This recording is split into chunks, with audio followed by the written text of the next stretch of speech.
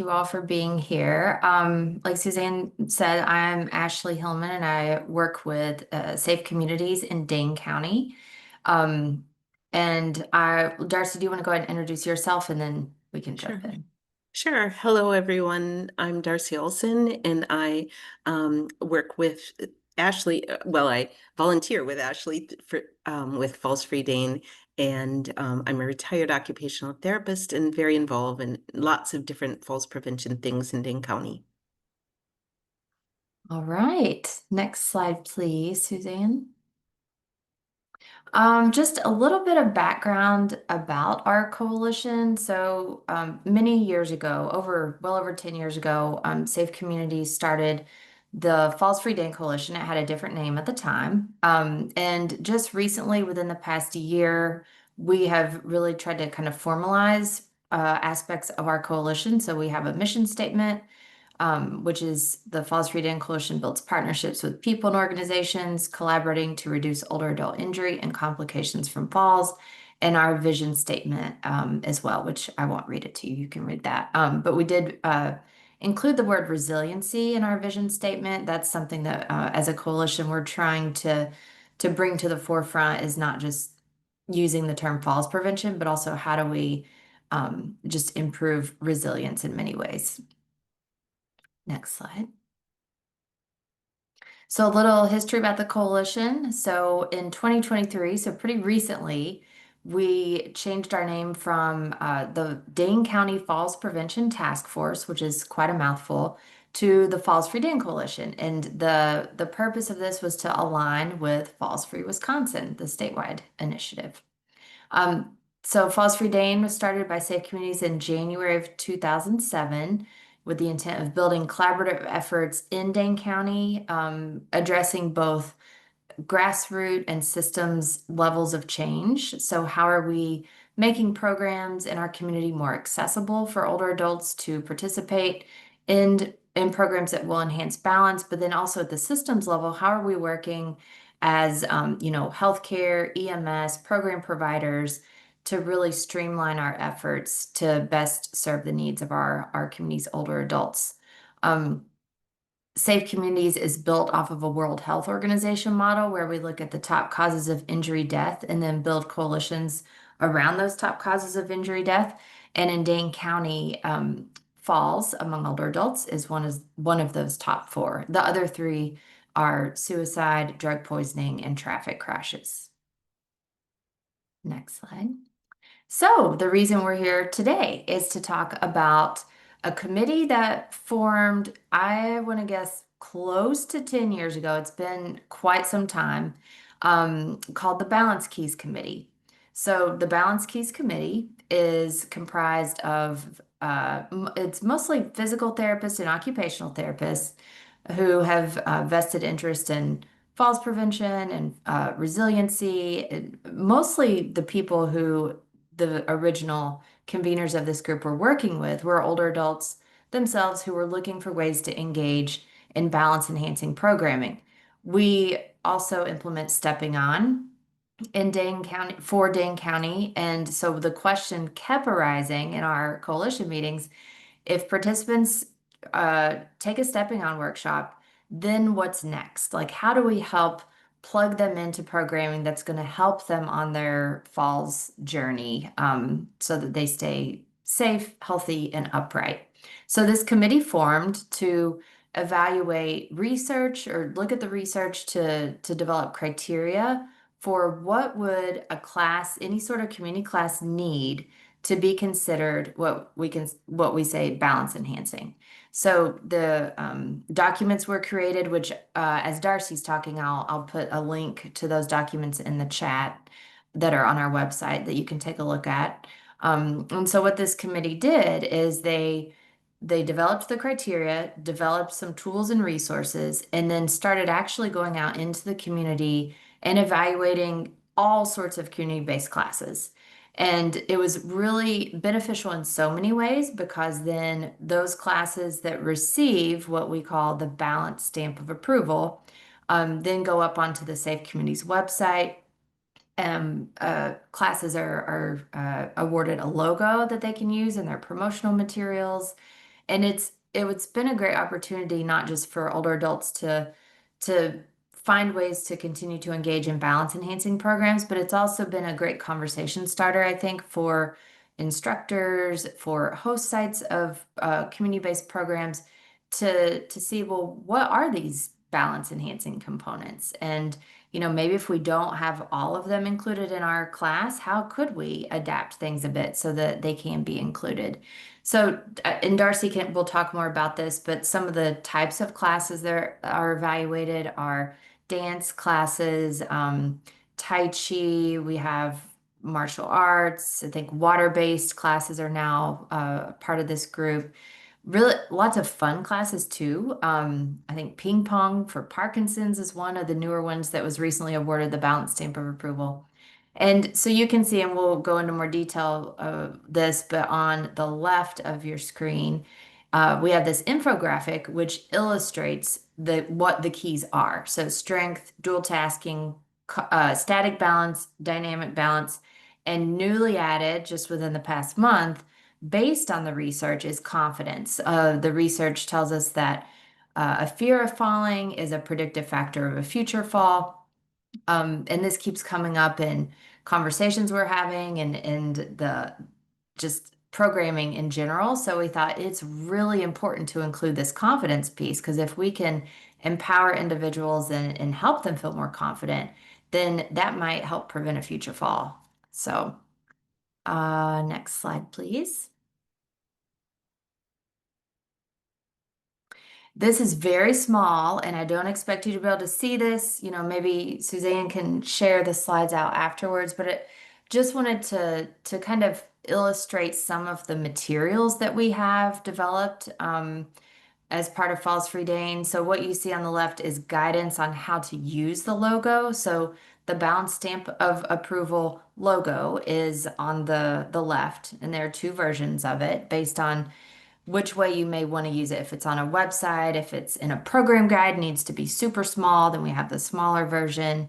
In your email signature, we have some instructors that have included this logo in their email signature as a way to say, yeah, this program does promote balance. It contains or meets the criteria to do that. So we kind of try to formalize part of what we've put together over the past several years, and that's what this document does. It provides guidance on how to use the Balance Stamp of Approval.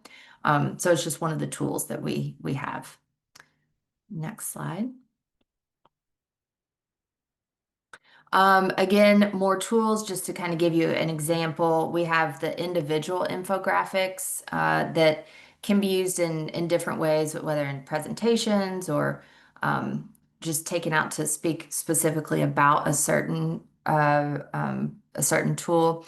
And then these are just snapshots of a couple of the documents that have been put together, and they're cut off, so it's not the full document, but you can just kind of see there's a community resource, so anyone in the community could maybe read this and learn about what they would need to do to participate in to promote their balance or improve their balance. And then there's an instructor resource, so it's geared more towards the individuals who are facilitating classes. And again, I'll put a link in the chat. These are all on our website and accessible to anyone. And this, I just wanted to provide a quick example of how this is being used in Dane County. So on the left is just a screenshot of one of our local senior centers, the different programs that they have. And so I should mention too, just within the past year, we went through a rebrand process. So the little blue circle with a B in the middle, that used to be our Balance Stamp of Approval logo. And now we've transitioned to what you see on the right. So not everyone has updated their newsletters and what's going out into the community, but this is how it's used. So you can see, chair yoga, ballroom basics for balance. These are classes that have been evaluated by the Balance Keys Committee.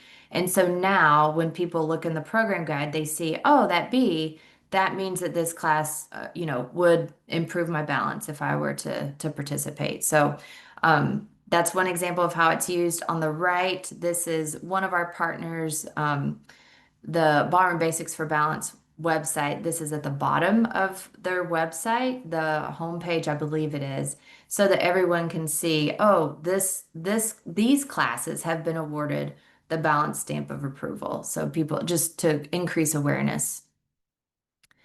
Next slide. And this is just a screenshot of the Safe Communities website. So we have kind of designated risk levels for the classes that we post on our website. We've got low risk, medium risk, elevated risk, and they're color coded as well. I would say the vast majority, possibly all, Darcy can correct me, but of the classes that are evaluated would fall into that low risk category. So this is just kind of to show you an example of what types of classes have been evaluated. You see line dancing and ping pong, water core, balance, just lots of different types of classes. So these are updated in real time. So as a class is evaluated and is awarded the balance stamp of approval, it's sent to us, to me, and then I, hopefully in a timely manner, get that updated on our website. So you can feel free to go to our website and look at this as well. And next slide. And now I will pass it over to Darcy, who does the majority of this work out in the community and with the rest of the Balance Keys committee members to actually make all of this happen. So I'll hand it over to you, Darcy. Thanks. So we developed the balance enhancing criteria based on research. And I would say that originally we started out with the focus on research evidence, evidence-based practice. But then we've sort of modified, like lots of the world, to evidence informed, just because sometimes evidence-based practice is too limiting. And we wanted to expand out and do things that were a little bit more real, reality-based for community type classes. And so we came up with some criteria based definitely on things that have been published. And what they all said was, in order to reduce falls, exercise classes needed to be multi-component based. So they had to have multiple things happening. And as you probably all know, walking alone is not adequate for preventing falls. There needs to be more happening. We also found that there needed to be a certain dosage, and the literature that we based this on indicated that a class really needed to extend over a period of about 6 months. And over the 6-month time frame, people needed to participate in at least 3 hours per week, or a total of 150 hours over 6 months. So it's more easier to digest when you think of 3 hours a week of balance enhancing types of exercises that people are participating in, whether it's a class or things they're doing at home. Also, whatever activities people are participating in, there needs to be progression as well as repetition. So having classes where people are doing repetition is great, but there also needs to be, we need to make things a little bit harder. They need to do it a little bit longer. There needs to be some sort of progression. The balance challenges needed to include certain things. Those were static balance, dynamic balance, dual task training, which I'll talk a little bit more about each of these in a moment.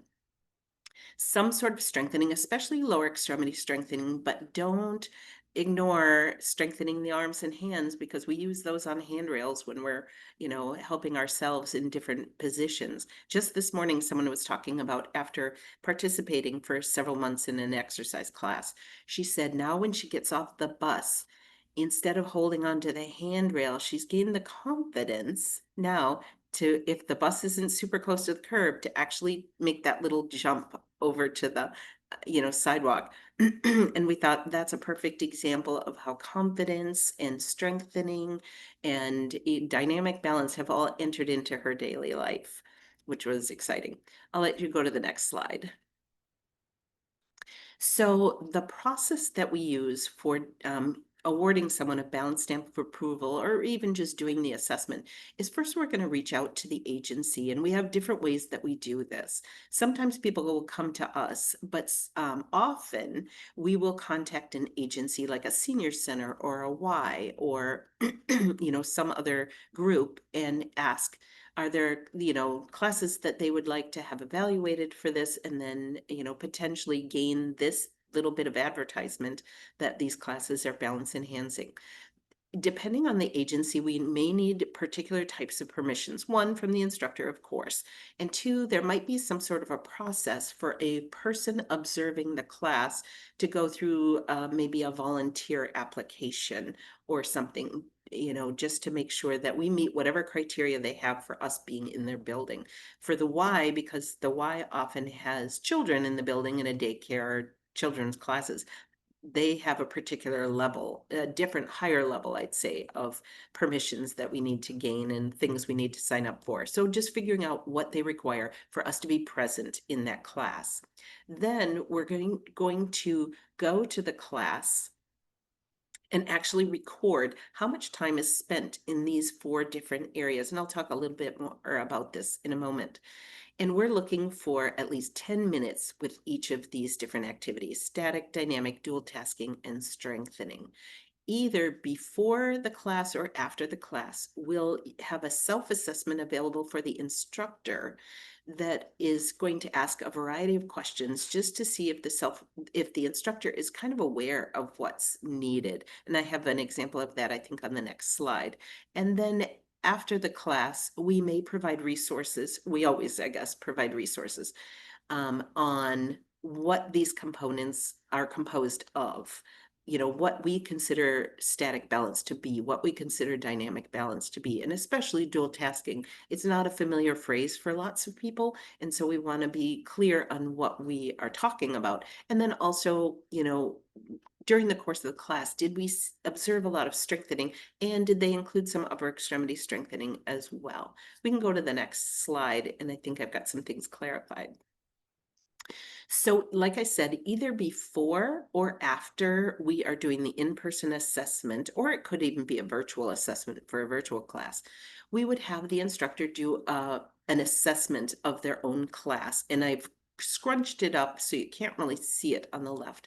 But we asked them to go through and identify how many minutes they would estimate they spend in each of these different balance components. How many minutes of static, dynamic, the dual tasking, and the strengthening. And do they feel their class really has multiple components? So for example, if you think of a yoga class, and you think of how many different components are included in the yoga class, is it really just static and maybe strengthening? Maybe dual tasking, because kind of everything includes dual tasking, and I'll define that in a moment.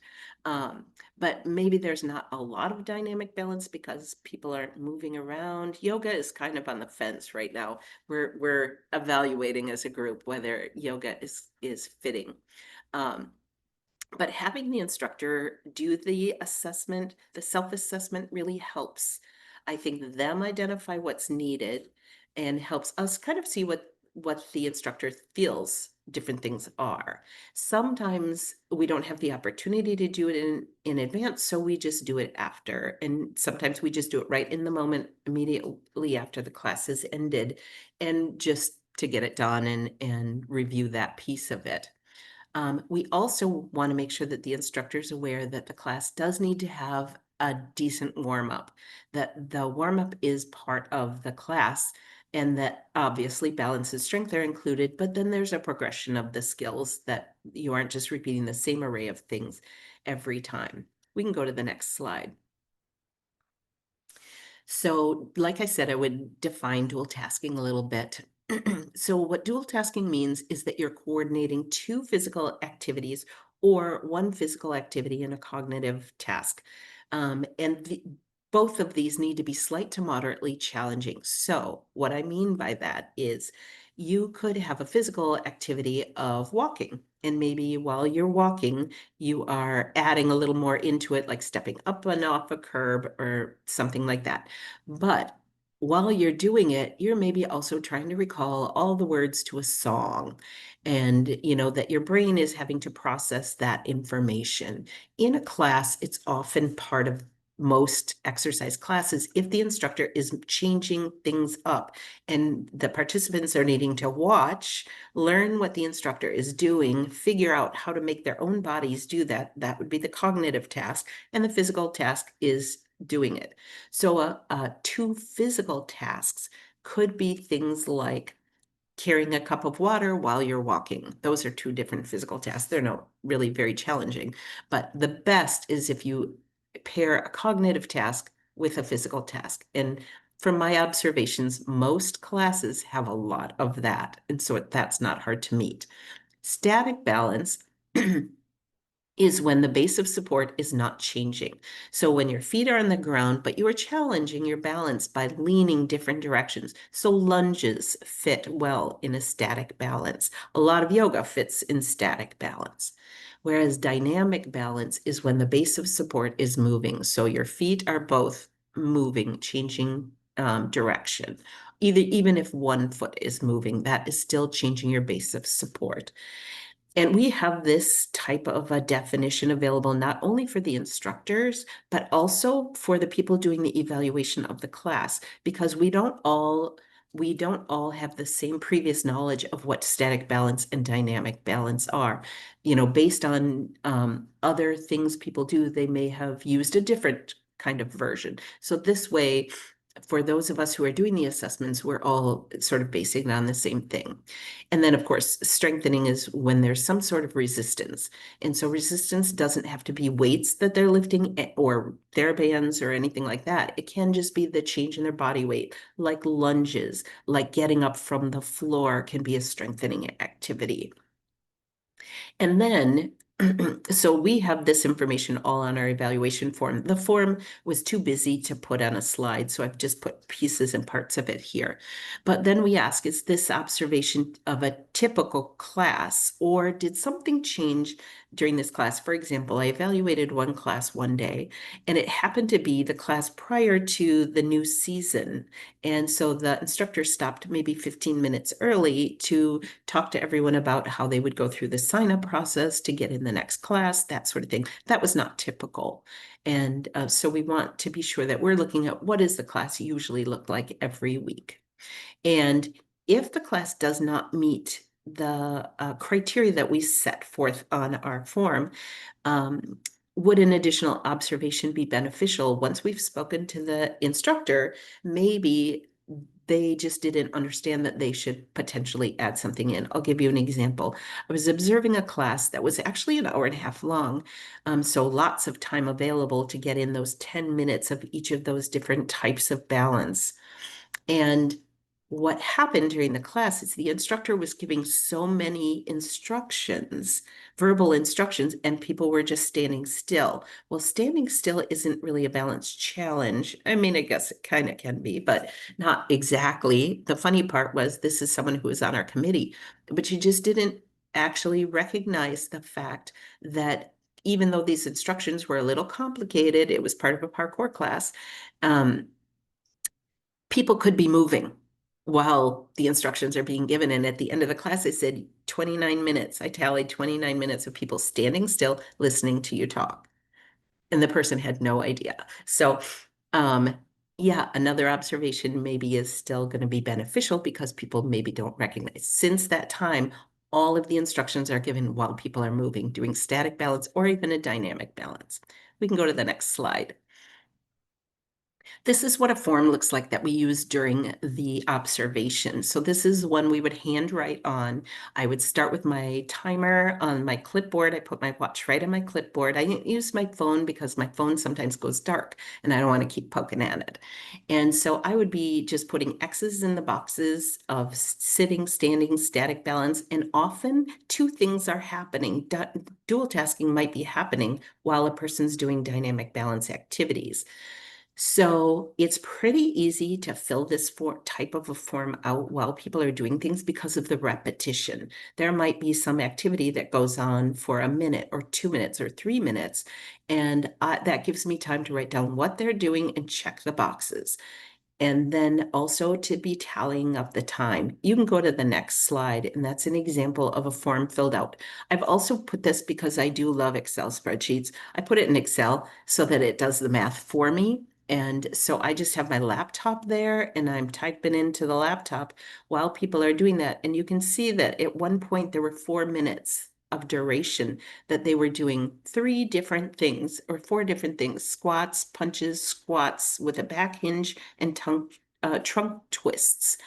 That gives me plenty of time to be doing a little bit of tallying, typing things in, or writing things in. There's plenty of time to be doing that. And just another note, when I go to a class and I sit down in the instructor's class, I usually get a chair and sit in the corner. If I have the opportunity, which mostly I do, I announce to the entire class, I am not grading the instructor. I am not here to evaluate their performance as a job performance evaluation. I am here to just, time things to determine if this is a balance enhancing class. That also gives me the opportunity, and I need to remember to always bring a little logo with me to advertise the logo. Like, look for classes. If you're looking for a balance related class, look for this logo. And that will help you find classes that have been observed and determined to meet the criteria for balance enhancement. So you can go to the next slide. So at the end of the observation, by the time we get to the end, I've had the opportunity to tally everything up. So say in this example, we had 13 minutes of static balance, 12 minutes of dynamic balance. The dual tasking was happening during both of those things quite a bit. So that ended up being 29 minutes. Strengthening was 11 minutes. And again, it can be static and strengthening. It could be dynamic and strengthening. So things can meet both categories. The class time was 45 minutes. It had variety and progression. So this class would be awarded a balance stamp of approval. I can also identify whether I feel this class is for a beginner, so a person with low risk, or is it more of an advanced class that it would be for a person that it might not be appropriate for a person with high risk, that sort of thing. Or beginner, it could be for a person with higher risk. We are not currently evaluating classes that are seated. That is something that we're contemplating doing in the future, taking a little bit more time to review the evidence to see what there is as a precursor to balance. Maybe seated, people are building much more core strength, and that's very reasonable.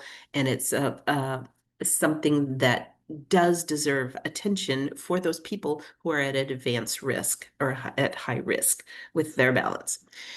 So, and if the class doesn't meet these criteria, then we can identify what needs to be added or expanded. We can have that conversation with the instructor, and we can include it in a letter back to the instructor. You can go to the next slide, and it's the first part of a letter that goes out to an instructor.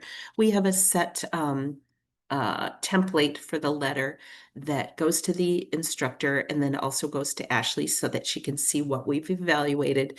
And it includes the logo, and it includes all the information on it, and usually something very specific about the class.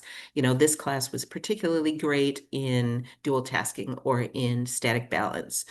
If the person did not meet the criteria, then in this letter, we can also identify that what was missing and what would enhance the class. All right, we can go to the next slide. I can't remember what I have next.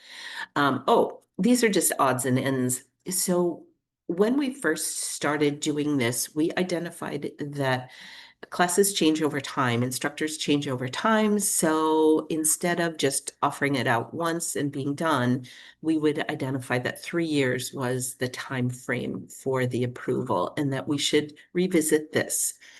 If the class is taught by multiple instructors, so say, for example, one of our community rec programs has a particular type of class, I think it's called something like functional balance or something like that. And there are, I think, 5 different instructors.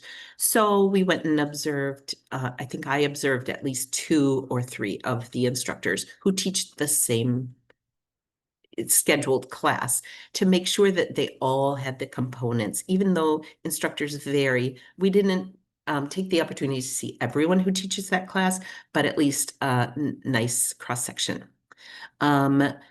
We will offer resources to the individual based on approval, but also we send the same resources to the people who didn't receive an approval, and we're happy to answer questions and offer even additional resources. The website has so much on it. We have so many documents we send with our letter to them, and we also offer to do a return visit if they would like that. We determined, I think a year ago, we had an intern. We have the great luck of having universities right here and colleges in Dane County. And we have kinesiology interns every year that do a 96-hour internship. And so we have them do this. We have them go out and evaluate the classes. And we also have them do lit reviews for us. And so they were able to find some evidence-based research that indicated that water-based exercise can meet the criteria. So when we evaluate those classes, we don't actually get in the water, though that would be fun. But that's something that could be considered.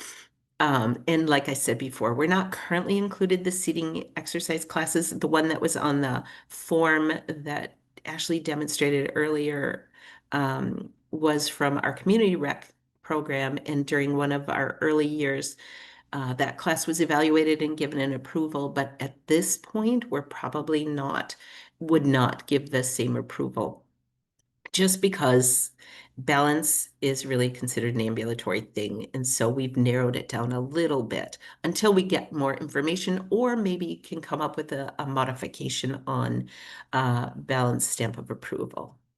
Right. I think that might be my last slide. Yeah, that is my last slide. But I think Ashley and I are both very open to answering any questions that you might have about this program.